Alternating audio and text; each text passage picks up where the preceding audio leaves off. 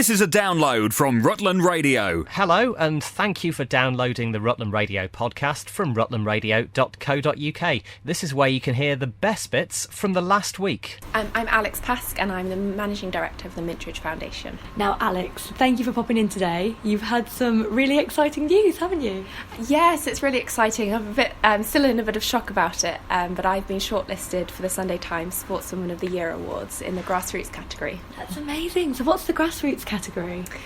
So we are in a shortlist of 3 other really inspirational females that are using different tools to help inspire and to promote grassroots sports in whatever they're doing.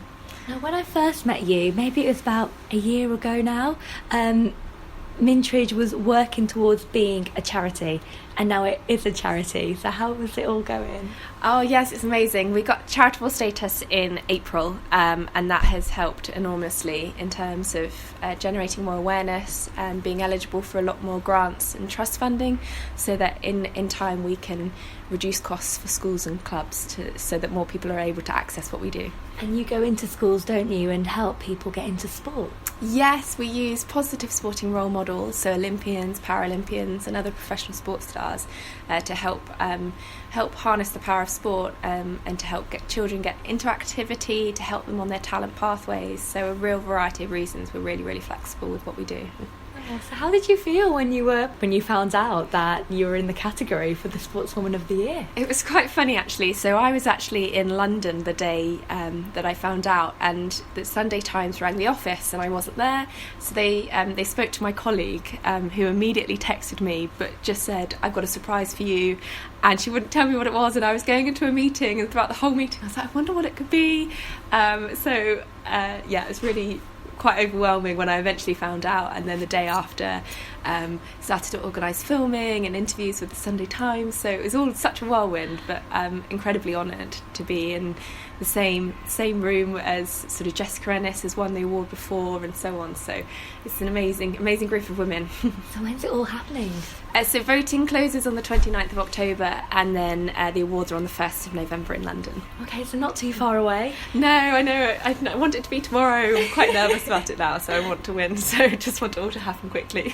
So where can people go to vote for you? So the voting's on Sportswoman of the Year on the website, and then you just go through to the voting for the grassroots category if you'd like to vote for me. Rutland Radio. Hello, my name's Andy Barrett, and I run a theatre company called Excavate, and I'm the writer of The Rutlanders Return, and I've also been working with a research group for us to investigate and gather together the material that was used to create the text for the play. So what's it all about, The Rutlanders Return? So The Rutlanders Return is a play that is examining the years immediately following the First World War on the life of the entire community of Rutland, the different social strata of Rutland. It goes from the play runs from 1918 to 1925, and it's a really interesting period of social history because at the end of the First World War, obviously, there have been huge changes in terms of women's position in society, but then you get men coming back and taking on the jobs again. You've got situations in farming where a lot of the landowners are selling off their land because of taxes and high rents, or rates rather, they have to pay, and farmers then buying up land because they have been making lots of money over the war because the government have been providing subsidies to make sure everybody gets paid, but then after a while those subsidies vanish and people are struggling. And you obviously have people thinking we need to change the world, but coming face to face with a post-war reality that doesn't allow that to happen. So it's a really turbulent period that often kind of gets overlooked in a way because we've been so caught up, understandably, in the marking the anniversary of the war and of soldiers and of sacrifice and of battles. The actual social impact of the war is something that perhaps we don't look at quite so much. So that's what the play does. That's what the research has been about, and that's what the play. These are the stories that the play tells. So it's on a couple of days next week, isn't it? So if people can't get to it one day, they can find it at different places. Well, they can, but tickets are really... I mean, we're doing 5 shows, but the tickets are really going fast. So if people do want to go, the best thing for them to do is to go on the Arts for Rutland website. It's all free.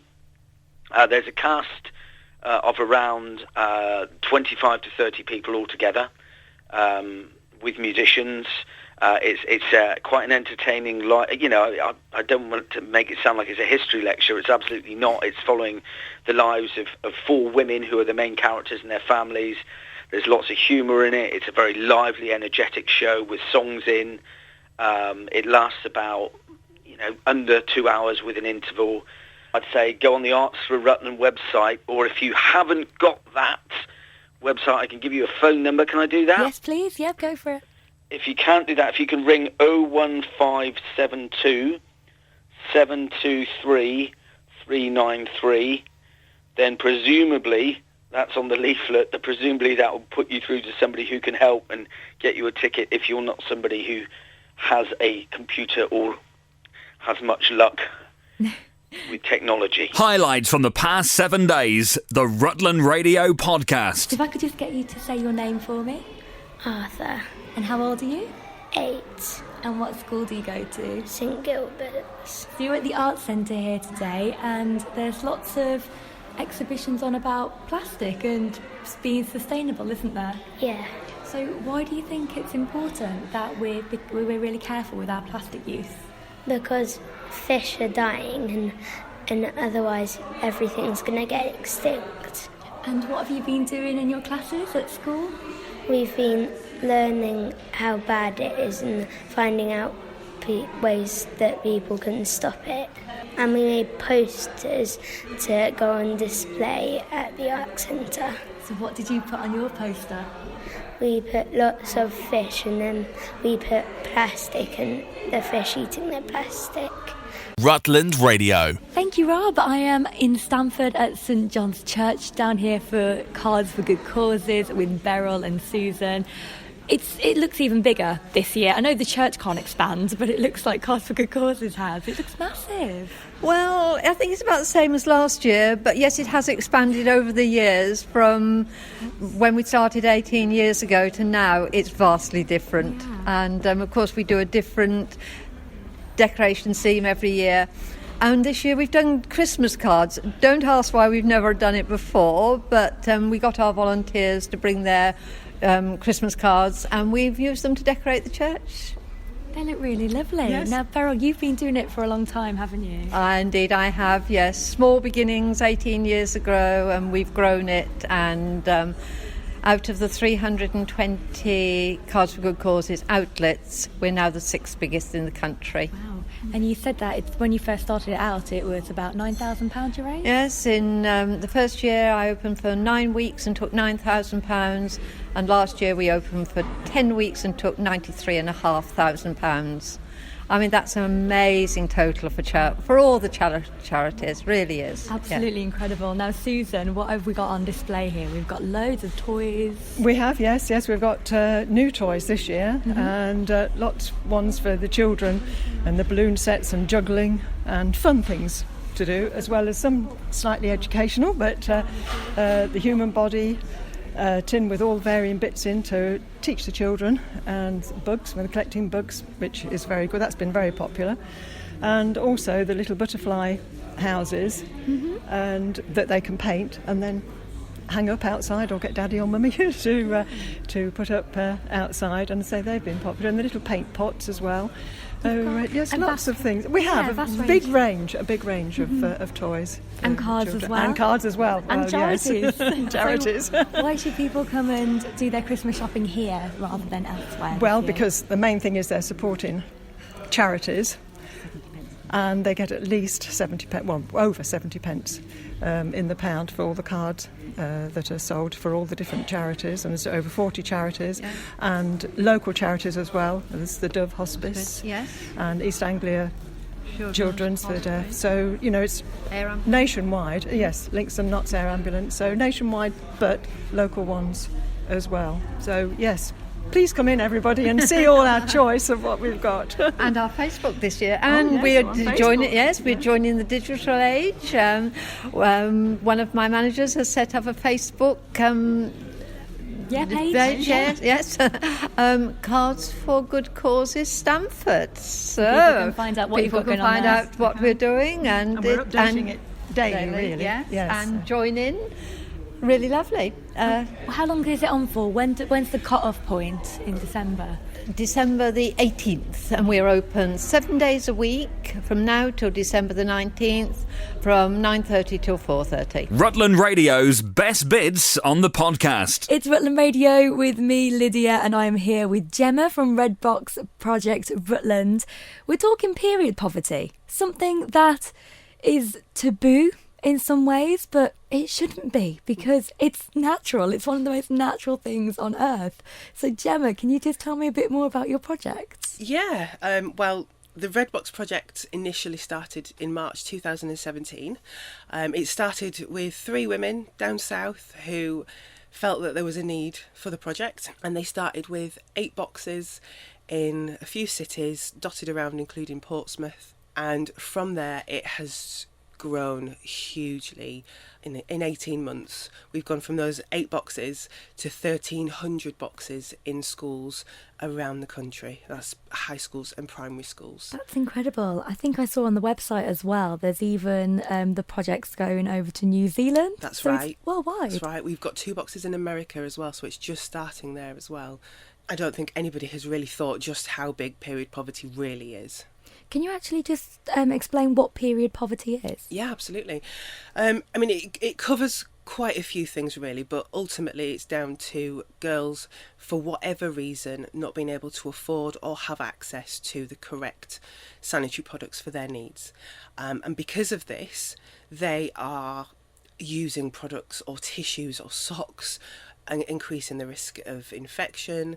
It literally goes from using products that they shouldn't be using, to using unsuitable products, to not having access to anything at all. And then because they're not having access to anything at all, they're not going into school, and that's where the project really is going to help. So it's about keeping girls in school and providing them anything that they need for that period, and we'll also provide products to last them till the next period as well. At present, we're aware that schools are providing products out of their own personal fund, i.e.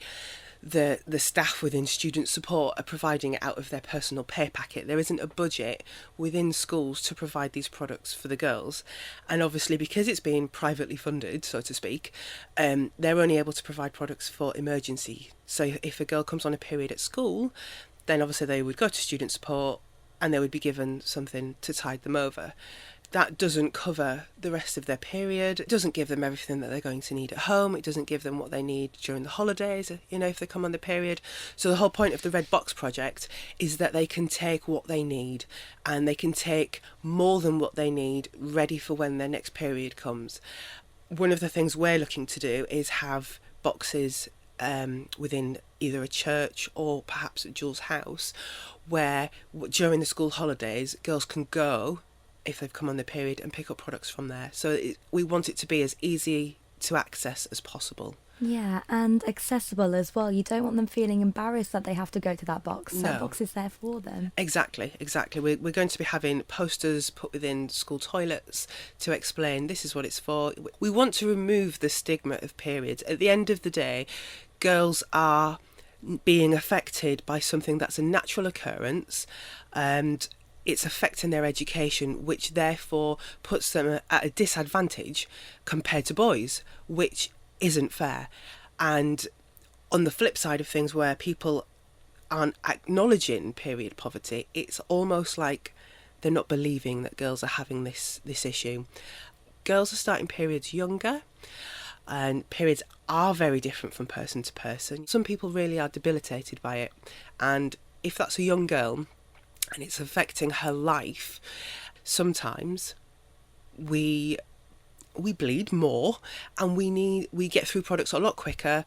We're using a lot of them, even the more expensive ones as well, and this is a huge problem. People assume that the products are cheap and easy to get hold of, but if your period isn't what's considered the norm, then you could be needing something that is specific, that is more expensive, and getting through that product a lot quicker than anybody else would, and therefore the cost does rack up, you know. So it's just about providing a variety of products, and we want to make sure that once they've been to the box and they've sorted themselves out, that they feel happy, they feel comfortable, they feel confident and able to just get on about their day as they would any other time. Do you know how many girls in Rutland are affected by this?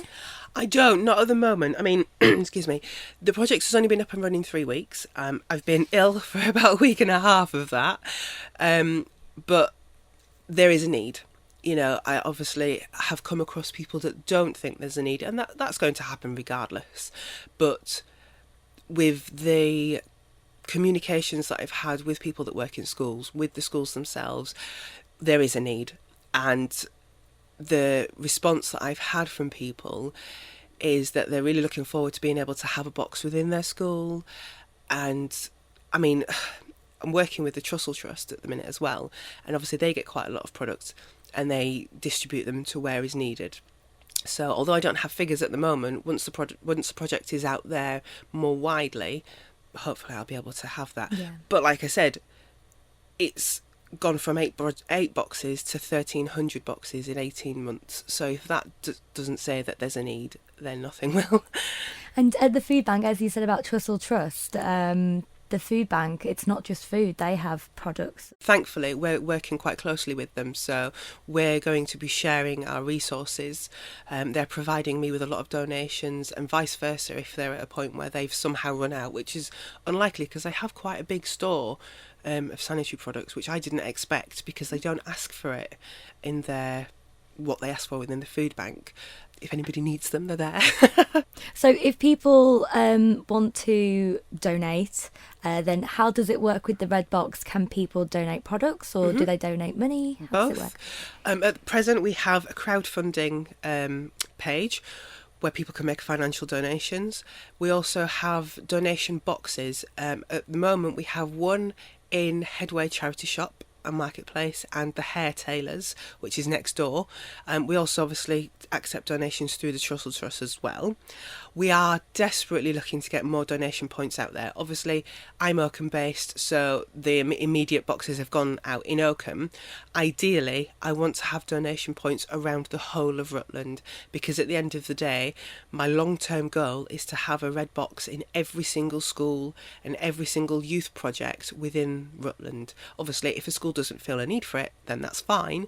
Our aim is to get boxes out to every school that is happy to have one to provide for their students. So the more donations, the better. So what's the best way for people to contact you or Redbox Rutland? I have an email and it's redboxrutland@outlook.com. We also have a Facebook group, which if you just type in the Redbox Project Rutland, it comes straight up. It's a huge group. And yes, we also have 3 collection points in Stamford at the moment as well, but they're residential ones. So it's a matter of going through the Facebook group if somebody was in Stamford and wanted to make a donation through there.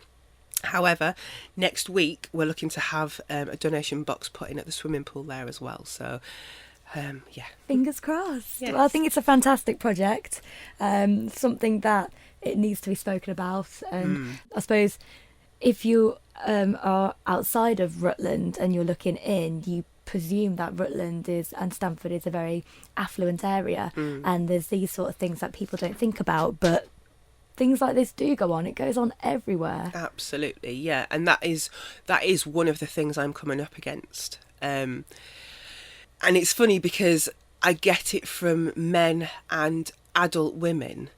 There's been a few people that I've spoken about and they've gone, but Rutland's affluent. Well, yes, Rutland generally is affluent, but not everybody in Rutland is affluent.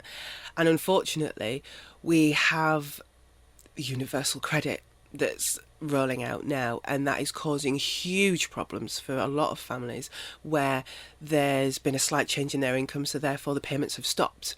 You know, at the end of the day, we have an active running food bank, so of course there is going to be the need for sanitary products alongside food, because people are being put in a position where they're having to choose electricity and gas and food or sanitary products. Well, if you're at home not wanting to speak out because periods are such a big stigma, you know, you're just going to do what you can to get by, and that's not right.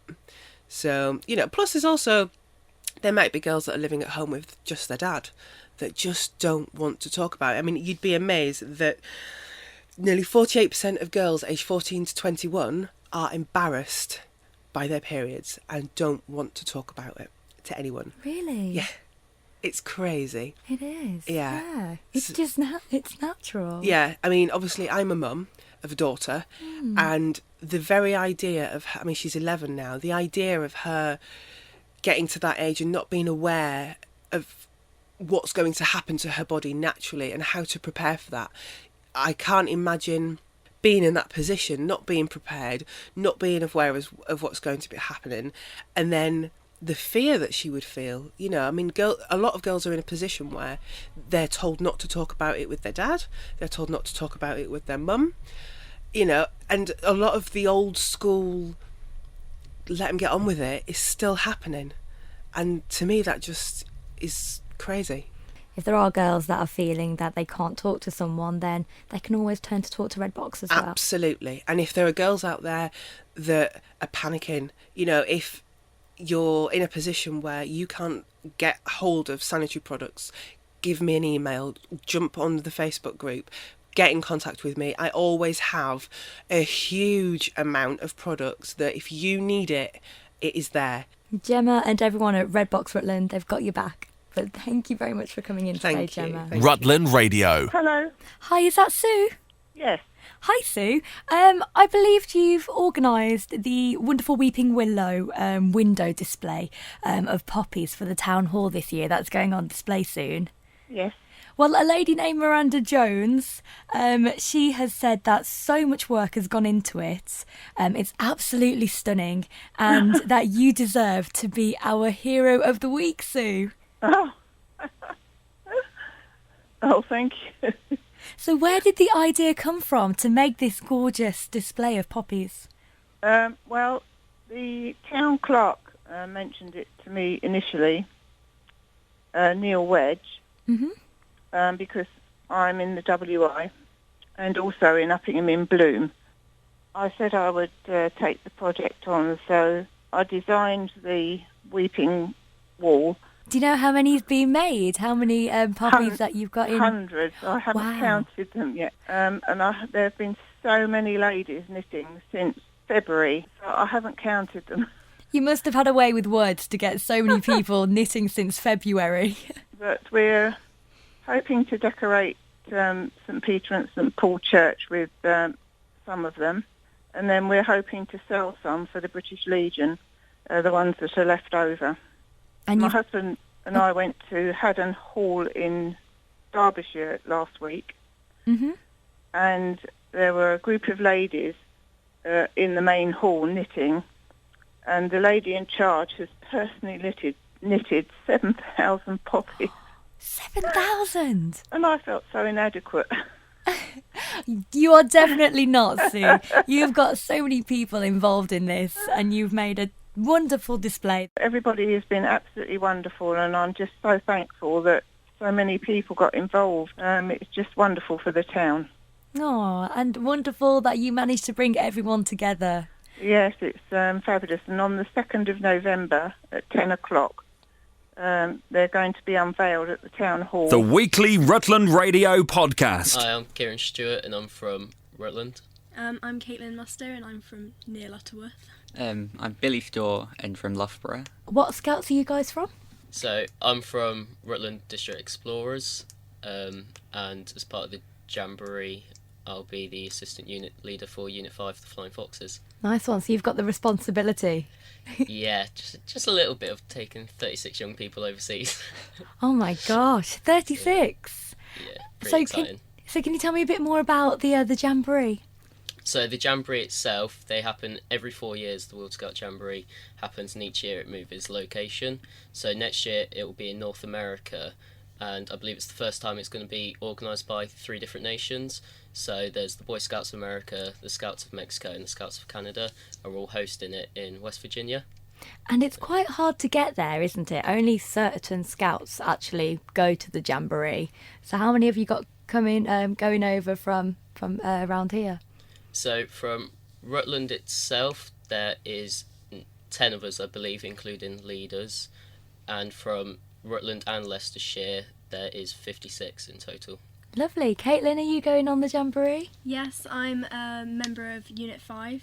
I'm one of 36 in that unit. Oh, wow. Yeah. And what are you most looking forward to on Jamboree? Everything. I feel like probably meeting scouts from all around the world is going to be one of the highlights. And just like getting to know the differences between scouting here and all around the world. Billy, how about you? Well, again, I'm part of Unit 5, the Flying Foxes. I'm looking forward to, again, meeting people from all around the world and seeing how scouting's done differently. And I'm also looking forward to all of the activities we can do there. So the site has, I think, 14 miles of zip line to go on, and the largest man-made climbing walls in America. So you guys are going to have just the best time there. It's going to be incredible. It's 3 weeks away from home with plenty of amazing, exciting opportunities to offer all these brilliant young people. It's really exciting. Billy, why do you think people should join the Scouts? So I've been in scouting for 11 years now, since I was 6 years old, and it's changed me as a person. So I've developed so much, and think that everyone who joins scouting will develop the same way, learning new skills that you just don't have the opportunity to learn in school, and meeting new people. It's just amazing opportunities. Girls have been involved in scouting for a while now. And yeah, it's just a massive family and everybody is included, and you're not treated differently because you're a girl and you're a scout. It's just all inclusive, and it's... Is there a reason why you chose Scouts over Guides? My mum was a scout leader, and so, yeah, Keeping it in the family. Keeping it in the family, yeah. So when do you jet off to the Jamboree? July next year, so we've got a little while yet, but there's plenty of prep to do in the meantime. What sort of prep will you be doing? So getting used to gelling as a unit, because myself, I didn't know the other leaders I was going with until this experience, and so all the young people have got to get to know each other, which they're doing brilliantly so far with one brilliant unit, and getting used to the camping lifestyle, getting used to spending time away from home. It's going to be very tiring out there. It's about 14,000 acre site, I believe, so it can take up to a couple of hours to walk to activities. So there's a lot of physical training to... Well, thank you very much for all coming in today. If people want to join the Scouts, then what's the best contact for them to get in touch? So in the Rutland area, best contact would be, depend on the age group really and whereabouts they are. There is a group in Oakham, Cottesmore, North Luffenham and Uppingham. So there's plenty to choose from depending on where you're located. And the website would probably be the best bet. If you just Google Rutland Scouting or Facebook even, then there'll be plenty of contact details depending on your locality. Rutland Radio. My name is Lynn Hopwood and I play Eliza, married to a farmer. Hi, I'm Karen Newman. My character is Rosalind and she's a widow. My name's Duncan Tomblin. I'm playing Daniel, a returning soldier from the war. I'm Rebecca Collins. I'm playing Elsie Fenwick, Lady of North Luffenham House and wife of Guy Fenwick. And I'm Adam Lowe, who's playing Guy Fenwick, the lucky husband, and I'm a ex-soldier and a current councillor in the county. Okay, so first of all, do you want to tell me what the play is all about? Really about what happened at the end of the First World War and how that affected Rutland and the countryside, and the differences it made to the landed gentry and also the farmers, tenant farmers. And why did you want to be in this play? Well, I first saw it advertised as in the paper, in the Rutland Times, I think it was in May, that this production, they were looking to put on this production, and the acting thing was something I wanted to get back into, and it seemed like a really nice, relevant play to get involved in, so I went along to the first meeting to find out a bit more about it, and here I am now. It's about World War One, which obviously it's a very important year this year. It's the centenary.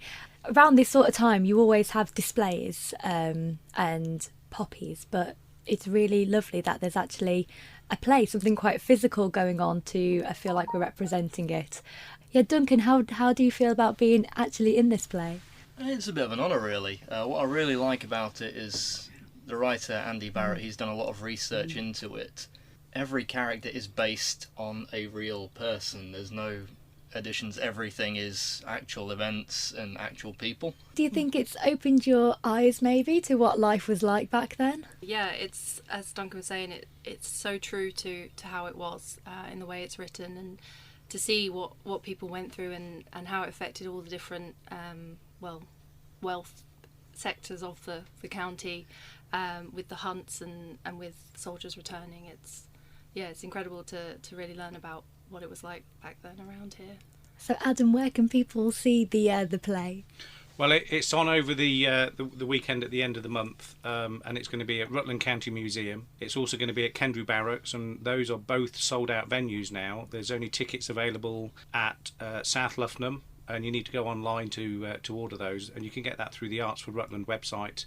And there's also still some tickets, I believe, at the final showing, which is on the Sunday morning or Sunday afternoon, once again at the County Museum. But you need to be quick, because I think there's less than 40 tickets. So they're going really quickly. Yeah. So why is it special for you to be involved in this? Well, in fact, I didn't want to be involved. I said, being on the town council, that we were happy to support such a fantastic community project. And it's incredible that all the people that are in it have all come from this community. A lot of amateur theatrical people, and then you've got me. And I said I'd come along and help with props, and then I got given lines. And so whereas it's been said, can we do it justice, I'm more concerned than most, I guess. No, it's just great. It's to be involved and actually bring a little bit of history to life, I think, and help culminate this great centenary. Let's not forget what happened 100 years ago. It's actually the first production that I've been involved with. And I'm new to the area, so actually for me it's really learning about Rutland and being involved with such a brilliant community project. It's just nice to be a part of it. It's a great learning experience for me, working with a professional director, professional musical director, just everyone involved on the production side is just professional. So no matter how much we knew before we came, I think we've all learned a lot. And So Karen, why is it important, special for you? It's been very interesting to see what happened at the end of the First World War around here, and the immediate aftermath, and we carry on for about the next 7 or 8 years. The team, Andy and Martin, they've all put in so much work and effort and the research to find all these things and what happened to real people, and bring those elements into the production. It's a bit sad, it's a bit happy, it's bittersweet, it covers everything, and we've got some really witty songs as well. And Lynn, why is it special for you? Oh dear, being at the end of the queue is not good, because I think everybody's said it. I would echo much of what Duncan has said, and also Karen. For me, it was a huge thrill and a privilege to be allowed to have a part in this play. Absolutely loved my time doing it, really raring to go and actually do the performances, and I can't stop telling people how good this is and how they really should come to it. If you don't see it, you've really missed out. It's poignant, it's witty. We've had a director with huge energy, directors, and making it so much fun, and then the musical director is so clever in the songs that he's put together. Having a ball. My biggest regret is I can't watch it myself. Highlights from the past 7 days, the Rutland Radio Podcast. Thank you, Saya. I'm down at Oakham Library with Tyler from Fossils Galore. You're here for the Dino Day, and as you can hear in the background, you can hear the children getting involved with the one of the interactive talks on at the moment, all about the fossils and the dinosaur bones that you brought down here today. Yes, I've come down here with Jamie and Sarah, the owners, from March. We've brought our live display with us of fossils and bones from around the world that we bring to get the children interested in what's going on in the local area, because it was 50 years ago that they found a dinosaur in Rutland. Have you got the Rutland dinosaur here today? No, we have brought our own dinosaur, which is an iguanodon, which we found last year. We're currently working on it. It's a 5-year program, so it's going to take quite a long time to do, but we've brought a piece of it with us to show how much we've actually done so far. But we believe that it's a new species of iguanodon, which would be quite exciting. But that is one of the only ones, as far as I know, in the UK that we bring round live, because we can also live prep it in other exhibitions that we do. So we have all the tools to it and things like that. Yeah, can you just describe what the iguanodon, did you say? Yes, iguanodon, what iguanodon would it look like? It was about 134 million years ago.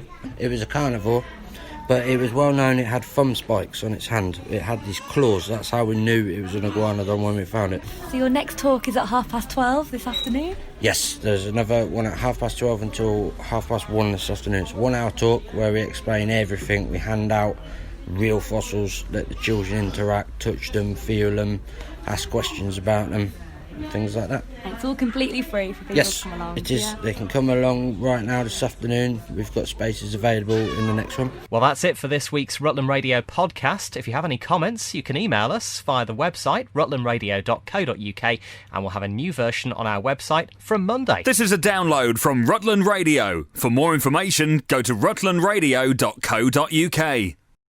This is a download from Rutland Radio. Hello, and thank you for downloading the Rutland Radio podcast from rutlandradio.co.uk. This is where you can hear the best bits from the last week. Hi, my name's Alison Darling, and I'm from Age UK Oakham, and I'm the shop manager. Okay, so you've got this big bag challenge going on. What is this big challenge all about at Age UK?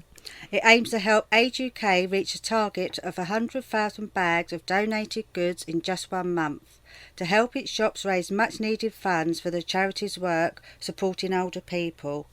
People can take part by donating their unwanted goods to Age UK Oakham. That's a lot of bags that they're trying to get. It is lots, yeah, lots and lots. Yeah, our target's about 500 for the month. But yeah, we're doing well at the moment, but we need more. So Please. So what sort of things can go in the bag then? Well, most people that come in will know what we sell, but we do want new customers to come in who haven't actually popped in yet. We've been down this end of the town for 3 years, but within the town probably about 20 years. But all types of good quality goods welcome, including ladies' clothing, men's clothing and accessories, children's clothing, toys, books, DVDs, CDs, records, bric-a-brac, textiles. If you're not sure, you can go onto our website, or you can go onto, we're on Facebook as well. If you give us a follow or a message, or just come in and ask, and we can tell you all the details. So why do you think people should get involved in the Big Bag Challenge? Well, our Oakham shop, as all our shops, are reliant on kind donations from the public, and we get some beautiful stuff in. It's why Age UK is urging the nation to get behind the Big Bag Challenge. Not only will they benefit from a clean and organised house at Christmas, then they will feel better in themselves for helping a worthy cause such as Age UK.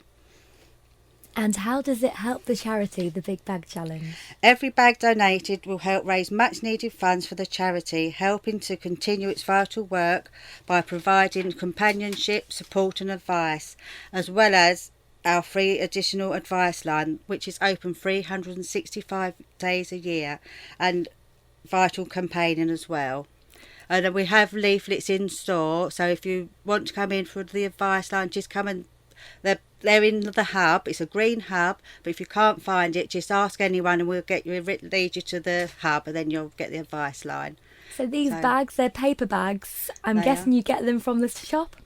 Yes, yeah, pop in, and then you can, if you buy something, we'll fill it for you, and then if you if you're at home, fill it and then bring it back in. And also we do, I don't know if you know about gift aid, it's where if you are a UK taxpayer, you can gift aid your items to us, and we raise further 25% on each item we sell of yours. So we raise a lot of money that way. And also if you're unsure, then come in and you'd have to find out if you're a taxpayer, but we can help you fill the form in. And then if at any time you don't want to be a gift aider, just come in and we can take you off the system. But we raise a lot of money that way as well. Lovely. Thank you very much for that. Is there anything else that you wanted to add? No. Thank you very much for having me. The weekly Rutland Radio podcast. Hello, Reggie. This is Rob at Rutland Radio. Hello, Rob. How you doing? Good, thank you. How are you? Yeah, very good, thank you. Yeah, the Aviva Community Fund is something that we've mentioned loads actually over the years. Oh, great. And it's a really big chance to get some money for a local project, isn't it? And I know in the past we've had up to 10 projects locally that have been up for some money. I know of at least 2 that are this time. There's the youth outreach work in Stamford with the Methodist Church, and also the Oakham Out of Hours Club for over 18s with disabilities as well. They're hoping for a chance to get some money as well. And I'm sure you've seen firsthand how much this can really make a difference to people. Yeah, I mean, the community vote is actually in its 4th year, and this year 3,000 groups have actually come forward. And it's a fantastic opportunity to get some money for a group that you really believe in. So I'm encouraging people to go to aviva.co.uk/community-fund, because there is up to £25,000 available. And as someone who is the product of a community group, I really stand by this as a campaign and love being a part of Aviva Community Fund, because the community group that I belong to, which was a local community drama group, has given me a career, and 3 decades into that career, long may it continue, off the back of one woman deciding to help kids in this little area of North London that I'm from. See, for me, you'll always be top of the pops. Yeah, it's funny, really. People sort of associate me with different moments in my career, big or small. You know, some people see me as Mr. Doctor Who man, even though that was only like 3 or 4 episodes, and some people will forever see me as documentary guy. But I'll take it. It's all part of the bigger career, which is fine for me. So I suppose, when you're part of a community group, though, it is about funding, isn't it? It's about having enough money to do stuff, to travel to places, and something like this can really help. Yeah, absolutely. And the great thing about what's happening this time around is that we're encouraging people to vote for community groups that fall into 3 very distinct areas. You've got health and wellness, environment, and skills for life. And I sort of feel as though I definitely benefited from Skills for Life, because the community group that I belong to didn't just teach me about drama. It taught me about self-confidence. It taught me about the world, about integration through improvisation, and so many beautiful things that have gone on to affect not only me as a person, but also my choices professionally as well. Yeah, I can well imagine that. So is this... we know of these applications that are in at the moment. People are bidding for funding. So if anyone wants to apply for future funding, that's for the next round, is it? I believe so, yeah. Voting for this is actually open till the 20th of November, and winners will be announced in January. But as I said, the community vote is in its 4th year, and just given the 3,000 groups that have come forward, I've got a feeling it might come back again next year. It's amazing the difference it makes. And so what's your latest stuff that you're actually working on? Oh, well, I've just got back from Los Angeles after shooting a documentary on Black Hollywood, which I'm really proud of because it's asking quite important questions. You know, we're covering the topic that in an era where America is arguably at its most divided since the Civil Rights Movement, how are some of the loudest creative voices African American? And in sitting down with some Hollywood stars, from Oscar winners to some of the most familiar faces of television, I feel that we've covered some really interesting and exciting ground. So that's a film that I've just finished shooting across the pond, and I'm about to go to China to shoot 3 more hours for BBC Two, which is funnily enough a series on millennials and the gulf between the generations, disparity of wealth, etc. All very interesting stuff. Thanks very much for joining us on Rutland Radio. I guess with the Hollywood stuff, that so dominated every single award ceremony, didn't it, for quite some time as well? It was the only thing that people were talking about. Yeah, it's quite a pertinent conversation because it speaks to more than just the industry. It speaks to the world at large. And I think we're in a very interesting time of change. And I think we're going to look back on this era and really ask ourselves some questions about what we were doing prior to now. But I love the fact that inclusion and diversity are on the forefront of everybody's ideas and attitudes moving forward, both in business and in entertainment. So I think it's going to be interesting to see where we are in a decade from now. And you, as a graduate of a drama group in London, and look what you're doing. Yeah, I'm incredibly fortunate to have benefited from the drama group, and as I said, it didn't cost much. It was £2.50 a lesson, but we were encouraged to be ourselves. And outside of what I've done in my career, I think it's taught me a hell of a lot. This little community group, it's changed me as a man. You know, I double down on my authenticity, and a guy who I look at and read and am very inspired by, called Gary Vaynerchuk, he always talks about authenticity and transparency being the new kingmakers, and I couldn't agree more. And the group that I'm from definitely taught me that as young as 8 years old.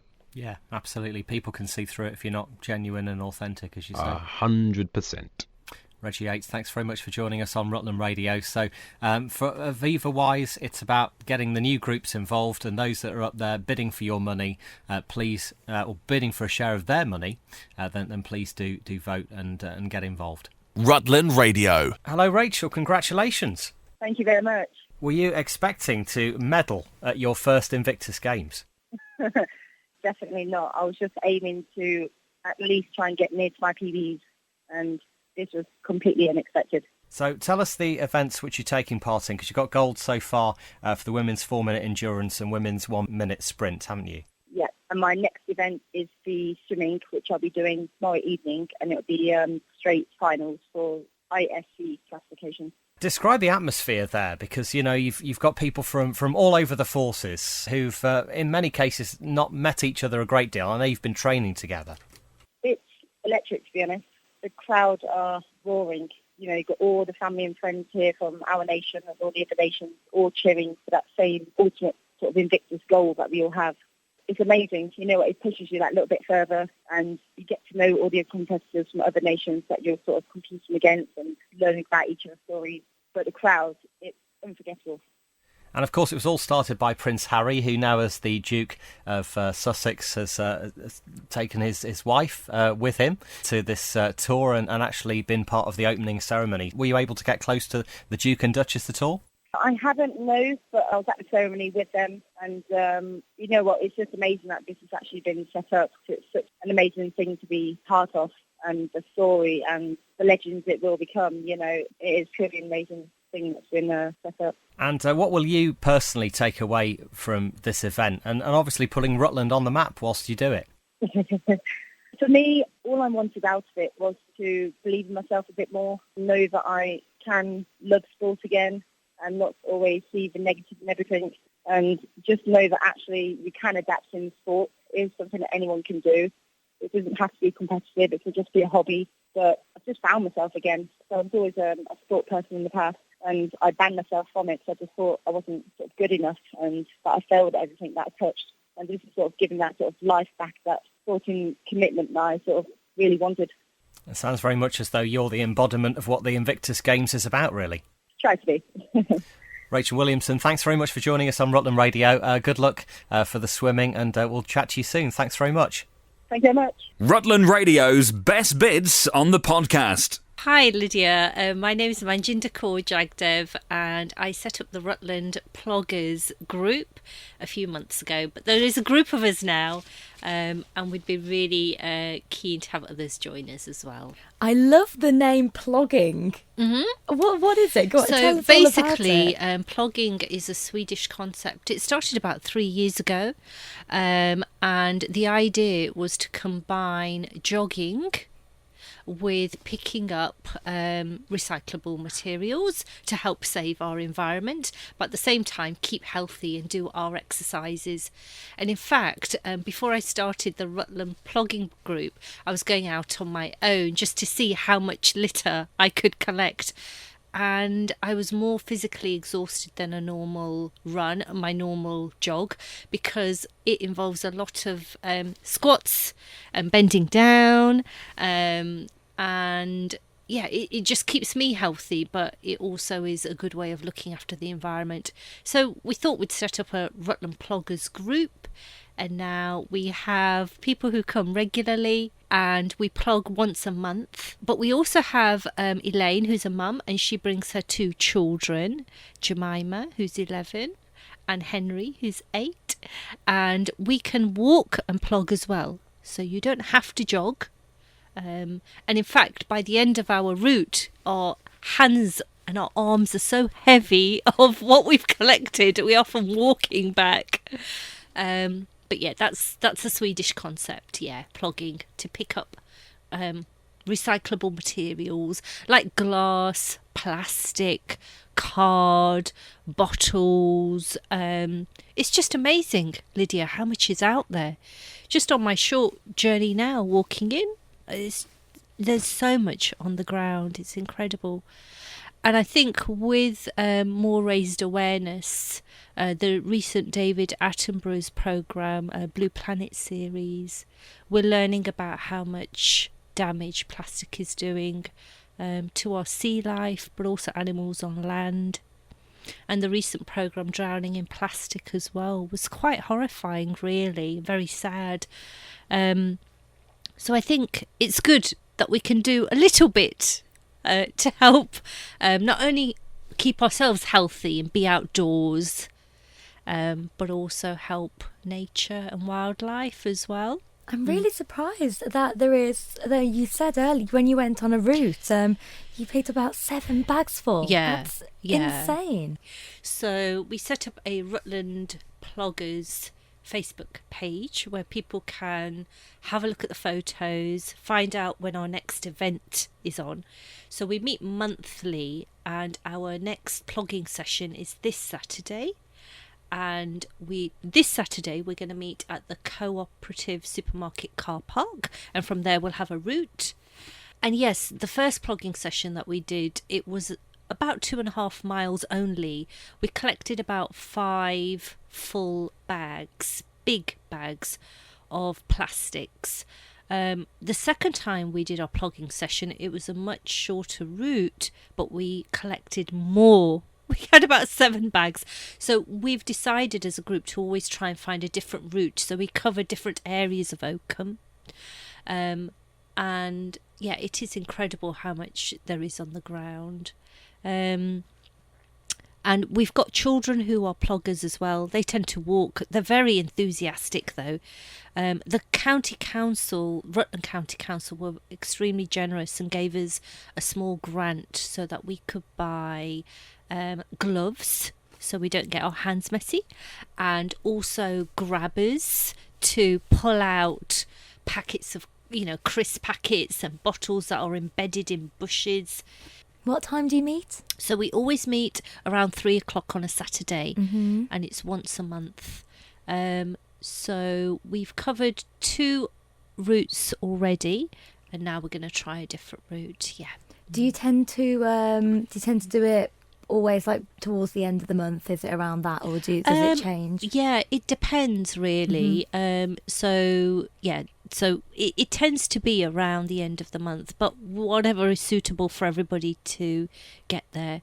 But yeah, we would love to have others who would like to join in and who want to keep healthy, whether it's gentle exercise, or whether it is looking after nature, really. Yeah, I think children also are quite aware now of the damage that plastics are doing to the environment. So whoever would like to join us, just please do have a look at our Facebook page and come along. If you've got some carrier bags that you can bring your carrier bags so that we save on more plastic. Rutland Radio. Hello, that must be Rob. It is, yes indeed. How are you? Very well, thanks. Explain your journey from Oakham to Canada. So you went travelling. Cool. Yeah, it's a long story. I left like the day after I finished school, went travelling around the world. Ended up spending 3 years in China. In my first year there, I met a young lady from Canada, and we kept in touch long distance for several years, during which time I went to university in the States for a couple of years, and eventually dropped out of university to move to Canada and marry her and become a folk singer. And you've built your career by busking everywhere around the town that you live, Edmonton in Canada. That's right, yeah. I've found the best spots, but there's been an awful lot of busking, and it's led to everything else, really, just being able to get in front of people when they've got time and space to listen, and sometimes in a moment where they weren't expecting to have a spontaneous concert. But if you can draw them in with a beautiful song, then you can make people's day sometimes. And what I love about busking particularly is that you get in front of all kinds of people that wouldn't usually go out to a music venue. Because the truth is, in the city I live, there's 1 million people, and maybe 10% of them go out to music venues. But the other 90% all love music too. So I love to try and take music to all of those folks. And from doing that, I've been able to kind of connect with a good chunk of the population here, and I get invited to sing at all kinds of events several times a week. And you've played some quite big ones as well. Your local kind of hall, which is, 1,700 odd capacity? That's right, where the local symphony plays here is this beautiful custom-built concert hall. It has incredible acoustics, and ever since I moved here and first set foot in there, I dreamt of playing my own show there. And so it's been a long road working up to being able to fill it. But I've done it twice now and hope to do it again next year. And I was watching a video of you at Canada's 150-year celebrations. Was that the Sarah McLachlan one? That's right, yeah. She was headlining and I was opening. And sometimes when you open for somebody, you don't even get to meet them. But she was incredibly gracious and kind and spent a good half hour with me backstage chatting and talking about music. And there was also a children's choir doing a song right before me. It was actually from the school that she sponsors. And she took time to speak with every kid in the choir and give them a big hug. And it was so nice to see somebody with that level of fame being so humble and generous with their time. That was probably the coolest part about it. Singing for 10,000 people wasn't bad either. No, absolutely. And Sarah McLachlan, the song Angel over here was huge. Yeah, that's probably and her still most is. famous. But in Canada, hit after hit, she was kind of like around the same time as Dido, and she just kept on going, really. That's right. Mid-90s, late 90s was kind of her heyday, and she's basically the queen of Canada. Right. We have the queen as well, but in terms of like music royalty, she's right up there. And all over North America, really, she has played stadiums. She's kind of taken a break from touring for a while now to focus on her kids and her charity work. But yeah, she was one of the biggest acts in the world for a while there. So it was really cool to get in front of her audience. You know, there were all these thousands of people that had come to see her. But she's an artist that I've always looked up to and admired her work. So the people who liked her stuff ended up liking my stuff too. And at the intermission between our sets, I was playing for all these people who'd never heard of me, but there was this massive lineup of people to get my autograph and buy an album and get a selfie with me. And some of them had come to see Sarah McLachlan and ended up missing her set because they were waiting for me, which was ridiculous. I made so many new fans that day that it kind of really gave me a massive boost and has opened a lot of doors for me. And all these years on from growing up in Rutland, you're married to a Canadian, as you say. You've got 3 children, and you're about to hit the big time, or in fact, that's happening now in Canada. Well, yeah, this single seems to be taking off. We just launched it a few days ago, but it's going really well on Spotify and radio stations across the country, and even over in Europe picking it up. Not only Rutland Radio, though that's probably the biggest one. Thank you. Also, some stations in the Netherlands have been asking about it, and Germany in just the first few days. So, yeah, it's got a universal message and a really fun, kind of catchy chorus that people seem to get stuck in their head and want to share with each other. So I hope that my friends back in Rutland that remember me, and even those that don't, will want to share it with someone they think is amazing and get it stuck in their head too. Martin Kerr, great to chat to you. Thanks very much for joining us on Rutland Radio. Very best of luck. Thanks. Now, people around here can get it just as easily as those in Canada, can't they? Absolutely. It's available on all the major streaming platforms. I'm trying to get as many people to go on Spotify at the moment as possible. That's where some of the big playlists are. So you can help me out by putting it on repeat and helping it take off. But please do share it with people. And send me a message if you hear the song, if you remember me. I'd love to hear from you and get back in touch with some of my old friends from Rutland, because I think of you often. Well, that's it for this week's Rutland Radio podcast. If you have any comments, you can email us via the website, rutlandradio.co.uk, and we'll have a new version on our website from Monday. This is a download from Rutland Radio. For more information, go to rutlandradio.co.uk.